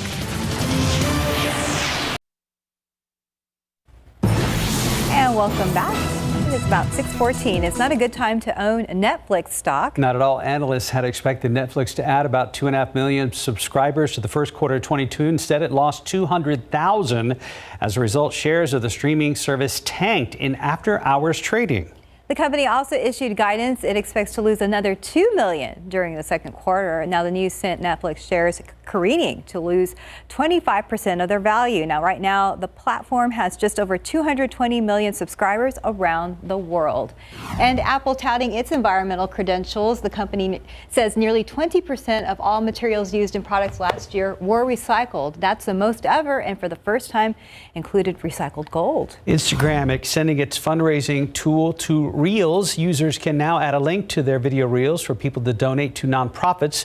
It was announced as part of the company's Earth Day efforts. Parent company Meta covers the fee, so every penny of each donation goes to the charitable organizations. Well, you're just tuning in this morning. It is a mess on the roads out there right now. Yeah, it is. Let's go ahead and check back with Stephen Cavazos. Problems keep on popping up on these TransGuide cameras. Let's go ahead and get a look. 37 at US 181. Now, although it looks quiet there, we are going to have to take a drive around town to show you what the conditions look like right now. There's 35 at Judson, 37 at Hackberry. But keep in mind, there have been several issues that have been reported this morning. We talked about 4 deadly crashes, and Sarah Acosta will get to that a little bit later on in this newscast. But check out 35 at 37. Multiple first responders are being reported there from that view at TransGuide, and we're seeing more of those crashes that are popping up. So we're going to go ahead and start here by taking you to our map. There has been a rollover crash, possible rollover crash that's been picked up here off I-35 northbound right there off Loop 410 east. Now you can see that traffic is building. Now this could be a potential problem for drivers that are heading in those northbound lanes of 35 traveling up from Lytle. So here's a quick detour. Traffic that is heading in those northbound lanes, exit Fisher Road and take a left onto Somerset. You'll hit 410 east that way, but we're going to continue to look for those different routes. Now you saw that trash on TransGuide. Let's go ahead and take you over here. 281 southbound at Grayson is where it's being picked up. You can see our map now putting that icon in that area. So it has been a pretty problematic morning, but thankfully no need to rush out the door if you're coming in from any of those communities. I do want to remind viewers at home, bring out your phones if you have to travel right now. There's our QR code. Now this will not only give you the latest on those closures that are taking place in your area, but all the latest on these crashes, because our tweets are embedded into that traffic page, and that's where I've been posting all the latest updates on these issues that are plaguing our roadways this morning. So give us a second for our producers and our directors. We want our drivers at home that need to head out the door to scan that QR code. That will take you to the page and give you all the information that you need to know and find out how that's going to impact your drive time. These actions are almost popping up as fast as you can talk about them this morning, Stephen. It is a pretty busy morning, and obviously we want people to take it safe out there. They've been starting pretty much overnight, so first responders have been quite busy. All right. Thank you, Steve. Thank you, guys. You know, one of the problems could be leftover damp roads. As we get more traffic, obviously that's going to help to dry things out. But I saw those wet roads coming in this morning, especially on bridges and overpasses. And there may have been some leftover mist and drizzle earlier this morning. There's nothing being reported. Really, it's too light to be picked up on radar, but just kind of watch out for that, as well as some of those damp roads. I don't know if it qualifies as sultry this morning, but there's plenty of humidity when you step outside, so get ready when you open up the door. 68 degrees. We are roughly 10 degrees above normal. Much warmer than what it was yesterday. It was just a nice little treat, and now it's back to what you'd usually expect in April. And then 85 for a high temperature today. Some sunshine mixed in with the clouds, and plenty of humidity. It's also going to be on the breezy side with winds out of the southeast at about 10-20 miles per hour and gusting at times roughly 25-30 mile per hour wind gusts. And just like this picture, this was from a few days ago, but very nicely. It's very tranquil, how peaceful it is looking there at Lake Travis up in Austin. Thank you very much for that. All right, lots of clouds starting off this morning. And again, looking at the highway, it does appear as though it's somewhat drier over there, or has dried out on 410 over by the airport, thanks to the traffic. But after that nuisance rain that we had yesterday, yes, it did amount to 0.07 of an inch officially out there at the airport. Not a drought buster by any stretch. We'll take anything we can get. Didn't really have a chance to dry out just because of the cloud cover and the very high humidity overnight. Speaking of humidity, dew point temperatures, which are way up there, the measure of moisture in the atmosphere, above 60. So that's when you definitely feel it. And we don't get really any much at all of a break throughout the day. So we keep the humidity around here. And with temperatures getting up into the mid 80s, we will have heat index readings to deal with. And that's going to be the situation for the next few days with all this humidity hanging around here. Yeah, but the cloud cover and the humidity doesn't allow temperatures to really move all that much this morning, so we'll stay pretty steady for the next few hours. And then by late morning, we'll creep up into the mid-70s, mid to upper 70s by noon. Some sunshine's going to start to squeeze on through. Wind picks up out of the southeast, again, 10, 20 miles per hour, gusting on top of that. And then we'll have sunshine mixed in with some of the clouds, and 85 for a high temperature later on this afternoon. And throughout the next few days, actually the rest of the week and going into the weekend, the humidity, the dew point temperatures are going to remain up in the muggy zone, if you will, and we'll have heat index readings to deal with, and that will be all the way through the weekend. Then as we get into the first part of next week, we are looking at a chance for a couple of showers and thunderstorms around here, and still encouraging as far as rain chances the first part of next week. 78 degrees today at noon, mostly cloudy skies, and then depending on where you are, perhaps a bit more sunshine. We'll still keep plenty of clouds around here with windy conditions, 85 for a high temperature. And of course, that humidity will be sticking around, and it's going to be well, unless you like the humidity, but for a lot of us, it's going to be the unwelcome house guest that doesn't know when to leave. And it's just going to set up camp here all the way through the weekend. Then we have a front moving through here late Sunday, early Monday. That's going to touch off a couple of showers and thunderstorms, knock temperatures down, be a nice break, 76, and then back to the about normal readings by then the middle part of next week. So it's, again, looking encouraging as far as the rain chances. We can kick them out, Mike. It's just going to take a while, like maybe November or something, okay? And even then. I know. I don't know, humidity packed its bags. Until then, we'll make accommodations.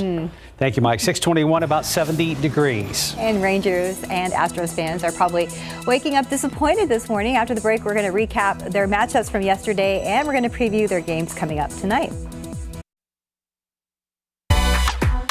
It's the Mother's Day sale.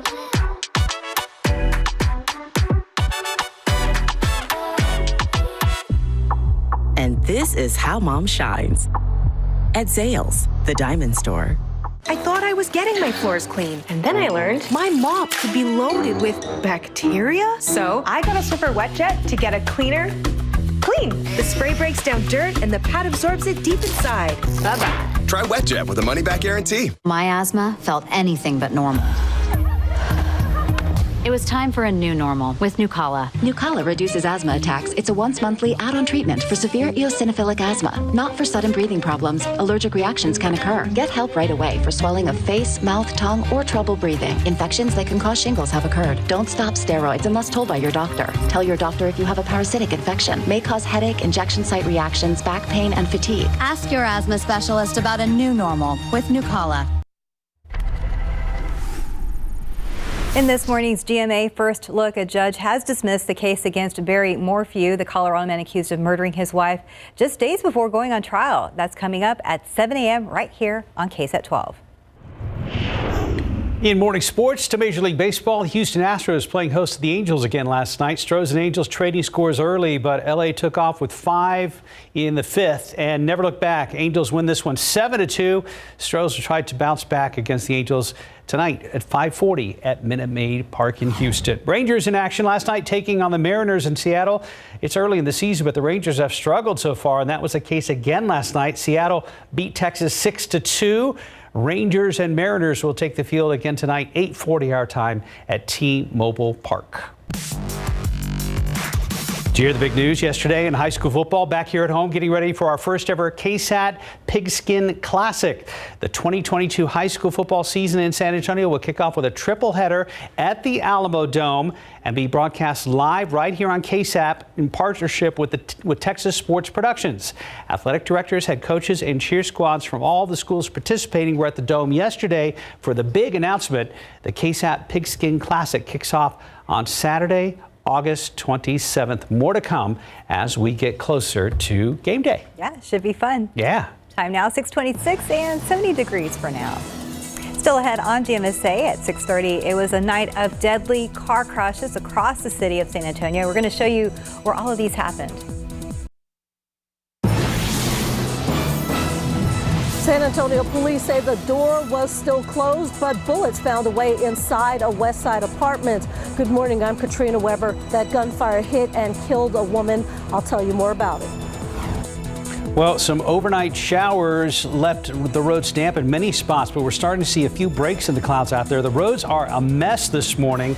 We've had a ton happen during the morning commute as it's just getting started. We'll check in with Stephen in just a moment. But first up, our morning greeting to you. It is Wednesday, April 20th. Thanks for joining us this morning. Hope you're having a good morning so far, although it's pretty humid out there. It's very humid out there. Mike O'Shea joins us now. Mike, any reports of fog so far anywhere in our viewing area? No, there was trying to be a hint of it about half an hour ago or so. We're up around Bernie, and then the winds kind of picked up. So we do have a breeze out there this morning. That's helping to prevent some fog to form up. And yes, there are actually a few little light spots up there in the clouds, but we're going to keep plenty of clouds around this morning. Then we'll see a few more breaks later on today, and so some sunshine, and that's really going to heat things up. The humidity did start to return yesterday afternoon, but of course, with those showers, picked up a whopping 0.07 of an inch of rain officially out there at the airport, a little bit more out in portions of the hill country. We'll take anything we can get. Obviously, that wasn't a drought buster, but with the cloud cover and some of that rain, that helped keep temperatures down in the upper 60s. So we really didn't notice the humidity that much. Different situation this morning. Right now we are at 70. 66 is the dew point temperature, and southeasterly wind 13 miles per hour, so a decent breeze out there, and that's continuing to pump in all that humidity. And again, that's what is helping to prevent any sort of fog from forming up around the area. And we will continue to have breezy conditions throughout the day. Oak really shot up yesterday's number, about double what it was the previous day, 12,430, light amounts of everything else out there. And this morning, cloudy, humid. There has been, and was, I should say, a little bit of drizzle around, so roads could be damp in places. Starting to see more traffic. That's helping to dry things out. But just kind of watch that. I ran into a few damp spots on the roads this morning coming into work. Mostly cloudy skies, warm and humid this afternoon. Also, it is going to be windy with winds gusting at times 25, close to 30 miles per hour. And then through the weekend, we are going to have morning clouds, some sunshine mixed in the afternoon, warm and humid, still a decent breeze out there. And then it's encouraging for rain chances coming in here late Sunday night and then into Monday. Also, a bit of a break in the temperatures, which are going to be, like I said, warm and humid. Details coming up in just a couple of minutes. Traffic Authority, Stephen Cavazos. A lot going on, right? Yeah, that's right, Mike. We are getting a view at 35 in New Laredo. Now, keep in mind, there were 4 deadly crashes that did take place overnight. Sarah Acosta is in the studio, and we'll talk about those locations in just a moment. But we have to take a look here at this particular incident that's developing at 35 at New Laredo Highway. Now, it is very difficult to see from this shot at TransGuide, but we are hearing reports of a crash that's been picked up in that area. We can still see some flashing lights out in the distance. Let's go ahead and start there. 35 northbound at Loop 410. That is where that crash has been picked up over in the eastbound lanes. We're not really seeing any of the buildup, but as a reminder for any of those drivers that are heading northbound, possibly from Lytle, the detour here is take that exit at Fisher Road and then take a left onto Somerset, and you'll hit 410 that way, and you can avoid all of that mess. But unfortunately, those problems persist back here in town. Let's take a drive 281 to 281 southbound, at Grayson. We do have that second crash that's been reported. Not seeing necessarily a buildup, but the morning is still young, so we're going to have to keep our eyes on this. But as always, make sure that you do the same. Thankfully, Jonathan Cota was able to make it out to this scene safely. Jonathan, you're live there now. Tell us, have you spotted any closures? Stephen, right now, the only closure we're seeing is this connector ramp from I-35 North to 410 East, and that's exactly the route the driver of this 18-wheeler was taking. San Antonio police tell us the driver was heading from Laredo to Dallas, and he was taking this connector ramp from I-35 North to 410 East when he took too wide of a turn, his wheels catching some of that slick, wet grass off to the side, causing the 18-wheeler to flip on its side. Right now, what you're seeing is San Antonio police picking up some of his belongings. They are waiting for the tow truck to arrive. They utilize what they told me is a King Kong, so that can take several hours to arrive here on scene. So they are anticipating being out here for a while. Right now, we do know the 50-year-old driver of this 18-wheeler was taken to an area hospital with non-life-threatening injuries, so he is expected to be okay. Reporting live from the city's south side, Jonathan Cota, KSAT 12 News. Thank you, Jonathan. Well, it seems someone knocked on the door of a West Side apartment with murder in mind. San Antonio police say a woman was hit and killed by bullets fired through her front door. Happened at an apartment complex in the 2400 block of Penn Road near Highway 90. Katrina Weber is there with a live report. And Katrina, you mentioned earlier that there were 2 other people inside that home when she was shot. Was anyone else hurt? No, it does not appear so. Now, based on what police say, those bullets went right through the door and into that woman's body. Now, even though the Puerto de Hierro apartments are gated, a killer still found his or her way inside this apartment complex. That person knocked on the door of an apartment just before 10 last night. Police say as the woman approached to answer the door, someone fired shots from outside that went through the door and hit her. She was already dead when paramedics arrived. The shooter was gone when police got here. They searched this area here in the 2400 block of Penn Road, but came up empty-handed. Reporting live from the west side, Katrina Weber, KSAT 12 News. Thank you, Katrina. Police investigating another incident on Penn Road overnight. Police say just before 4 a.m., a man was assaulted and robbed. He was taken to the hospital and is doing okay. No word if officers have any suspects.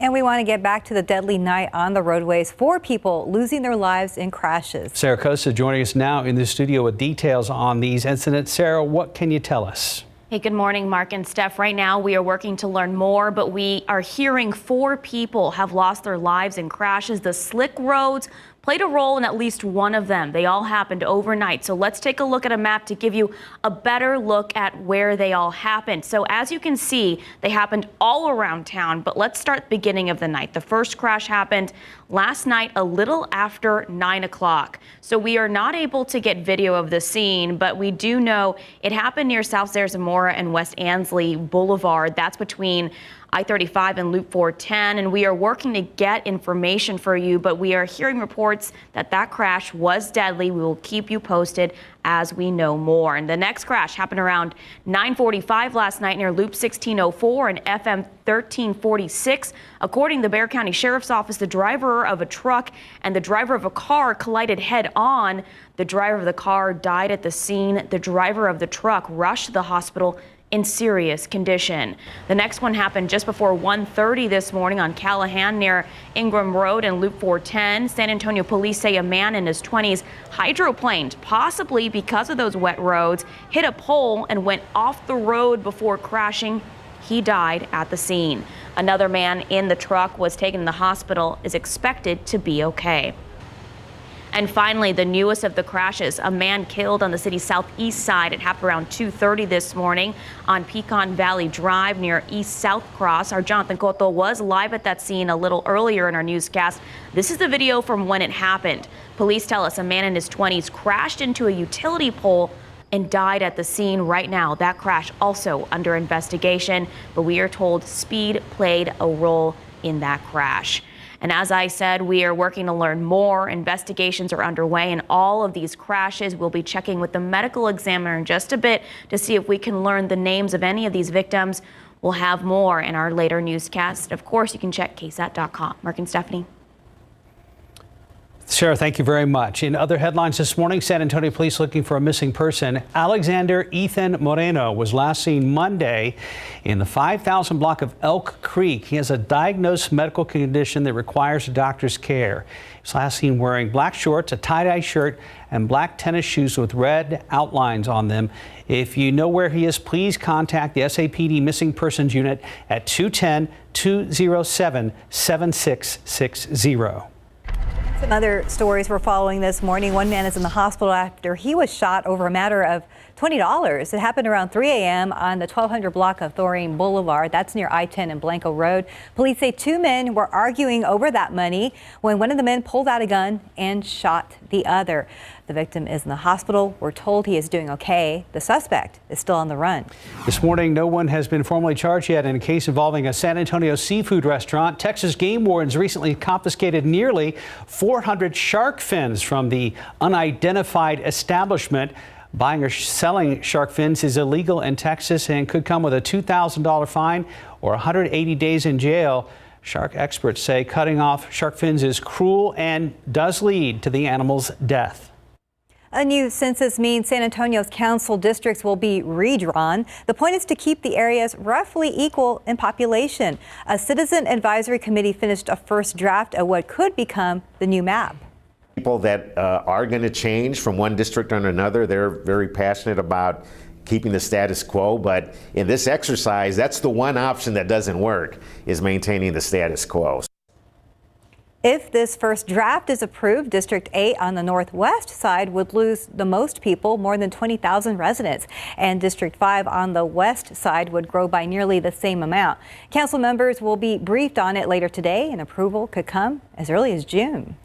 The new mask freedoms might not last too long, depending on who you ask. The Justice Department says it's deferring to the CDC about appealing a federal judge's ruling that struck down the measure Monday.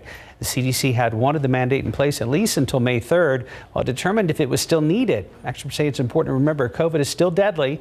Officials say a new subvariant of BA2 spreads about 25% faster than the original subvariant. Together, they make up almost all new COVID cases here in the U.S. Today marks the 12th anniversary of the Deepwater Horizon oil rig explosion in the Gulf of Mexico. The blast on the BP contracted Transocean-owned rig killed 11 workers on board. It also resulted in the catastrophic release of oil from the rig and the underwater well to which it was connected. Over the course of 87 days, it became the largest accidental oil spill in U.S. history. Roughly 168 million gallons of oil spewed into the Gulf. The disaster ultimately resulted in criminal charges and billions of dollars in damages paid out by BP. And it was 23 years ago today that 13 people were gunned down at Columbine High School in Littleton, Colorado. April 20th, 1999, Dylan Klebold and Eric Harris entered the school and started shooting. The 17 and 18-year-old gunmen killed 12 students and a teacher. After that, they took their own lives. It was one of the deadliest incidents of school violence in U.S. history. Sadly, it would not be the last. Don't forget, today is our KSAT Community Town Hall. It is dedicated to organ donation, and you will hear from a living donor, a patient who needs a donation, and medical professionals. It will be live streamed today at 2 p.m. You can watch it on KSAT.com and all of our streaming platforms. So join us then. 642, about 69 degrees on your Wednesday morning. And just ahead on GMSA, we're going to tell you about the message you should share with your kids. This is Autism Awareness Month. 645, welcome back to GMSA. It is Autism Awareness Month, and right now on our website, we reached out to you, our viewers and readers on KSATs.com. And we asked those with a close connection to autism spectrum disorder what they wished people understood. We received responses from more than 50 people, and your answers were incredibly powerful. Cece from San Antonio wrote, quote, as an autistic adult, I deserve the same amount of respect as a non-autistic adult. Many non-autistic adults dismiss me because I am autistic, end quote. An anonymous writer said, quote, I wish people would understand how autism can be lonely and make the effort to accept, love, and befriend someone who is different but no less valuable than you, end quote. You can read more of these responses on our website at KSAT.com. And time now, 6:46. Has been a busy day for Stephen Cavazos. Let's go ahead and check back with him. You know, and a busy day for those first responders who are out there. Thank you, Mark, Stephanie. Let's get a view at TransGuide. Shot is picking up 35 in New Laredo. We just talked to Jonathan Cotho about that 18-wheeler that rolled over in that direction, saying that this could possibly lead to some big closures as the morning does go on. But elsewhere around town, we're not really seeing a whole lot of issues. But 35 and 37 just received some information about a closure there that could possibly impact your commute. Let's go ahead and start where Jonathan Cotho has been at all throughout the morning, or just recently, I should say. 35 northbound, that rollover crash detected as you get onto Loop 410 East. Now, the buildup, thankfully, is not too bad, but we know it's still pretty early, so that will likely change if that closure is still there. We'll watch it closely, but let's take that drive. That new information, US 281 northbound at Grayson Street. Now, TxDOT has updated that site and said that I-35 southbound, that exit to 281 northbound ramp, is going to be closed, and that is where we're seeing a little bit of a buildup. But checking this out over here off the northbound lanes of 35, it also looks like there is some slowdown. But something that's not slowed down are those issues. Let's take another drive over here, 35 northbound at Rittiman Road. For our friends over on the east side, just make sure that you drive carefully through there. Not seeing a slowdown, but we're going to work to find out more information as the morning does go on. It has been just a busy morning for this Wednesday, so hopefully drivers will take it easy out on the roadways, but we'll continue to update them as the morning does go on. Yes, sir, Stephen. We know you'll update us throughout Good Morning America as well. You bet. Thank you. Thank you, Stephen. Plenty of clouds. You can see a couple of bright spots here and there, and we'll have the clouds break up a bit more later on this afternoon, but basically just cloudy skies right now. And what's interesting is, and we always have to look at different layers in the atmosphere, and you can see on the satellite loop over the past 12 hours, all of these clouds in the kind of mid-upper levels of the atmosphere are coming in here from the west to northwest. Down at the surface, then, the winds are coming in here and pulling in all the moisture from the southeast. So almost two different directions, but that's just adding to all the moisture, of course, in the atmosphere and keeping a lot of clouds around here. Temperatures with this cloud cover, you don't get much of a variation, and you don't get all that cool like we were yesterday with those clear skies and drier air. So with the cloud, with the humidity, that keeps temperatures up, and we won't move that much in the next couple of hours. So mid-upper 60s, and that's where we are going to be staying in through the rest of the morning commute. The wind is going to start to pick up out of the south to southeast, and we'll go through the 70s later on this morning. 78 degrees today at noon with some sunshine peeking on through those clouds. And again, the wind out of the south to southeast, about 15, 20 miles per hour, gusting on top of that, at times 25 to 30 miles per hour. High temperature up to 85, some sunshine mixed in with those clouds later on today. As far as the next few days, if you like consistency, take a look at this graphic. Low temperatures right around 70, high temperatures averaging around 90. Both of those numbers are approximately 10 degrees above their respective normals. So definitely a hot and humid forecast for the next few days. We have a lot of morning clouds and then some sunshine in the afternoon, and that's going to be the case each and every day. So not only will temperatures be very consistent, but also the sky conditions are going to be very consistent. Some morning mist and drizzle also can't be ruled out the next few mornings. Keep that in mind as you plan your morning commute. Going into the weekend, same situation. However, things do start to change somewhat by Sunday. You know, a couple little sprinkly showers here and there. Then later on Sunday, we have the chance for a few showers and thunderstorms as a front's going to be moving on through here. That's going to be overnight Sunday into the wee hours of Monday morning. And some of the later computer models have a lot of this getting on out of here by roughly midday on Monday. Obviously, it's still a few days out, kind of fine-tune things as we get closer to it, but it is encouraging to see this chance of rain coming in here on Monday. We'll also get somewhat of a break from these warm temperatures that we're going to be seeing for the next few days. 78 degrees today at noon, mostly cloudy skies, and we'll start to see the clouds break somewhat by later on this morning. And then a high temperature today up to 85, windy, and also all that humidity. So you'll definitely feel every bit of that 85 degrees and then some. Over the next few days, consistency, lows right around 70, highs right around 90.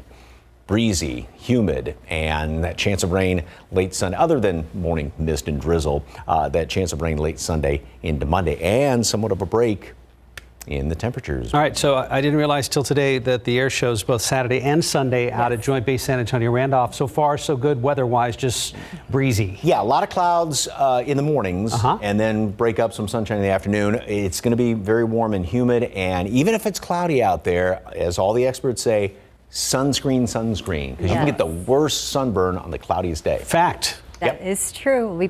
You'll be prepared because you're headed out there. I'm headed out there Saturday. That's right. Very good. Thank you, Mike. 6:51, about 69 degrees. And this Friday is Earth Day. Coming up tomorrow on GMSA, we're going to have some tips that can help save our planet. Please be extra careful on the roads this morning as we have been tracking for you. It's a mess out there, but things are starting to dry out. We're seeing those breaks continue as we take a look at 410 out on the north side near the airport. We'll be right back. Good morning, I'm Jonathan Cotto. San Antonio police responding to the scene of this rollover involving this 18-wheeler. We know they were called out close to 6 o'clock this morning. They tell us the driver of this 18-wheeler was heading from Laredo to Dallas on this connector ramp from I-35 North to 410 East. When he took too wide of a turn, his tires catching some of that slick, wet grass off to the side, causing for the 18-wheeler to roll over. Right now, we know the 15-year-old driver was taken to an area hospital with non-life-threatening injuries. He is expected to be okay. Reporting live from the city's south side, Jonathan Cotto, KSAT 12 News. Thank you, Jonathan. Be safe out there. Let's get one last look around town. Now, things have been busy this morning. We did talk about those 4 deadly crashes, but right now, what we're going to see impacting your commute could be that crash off 35 northbound at Loop 410 East. We have to take a big drive up here, 281 northbound at Grayson Street. That exit on the southbound lanes of 35 to 281 is closed. We have this crash here off 35 northbound at Riddiman, and the latest one here, Mike, off 410 eastbound at Fredericksburg Road.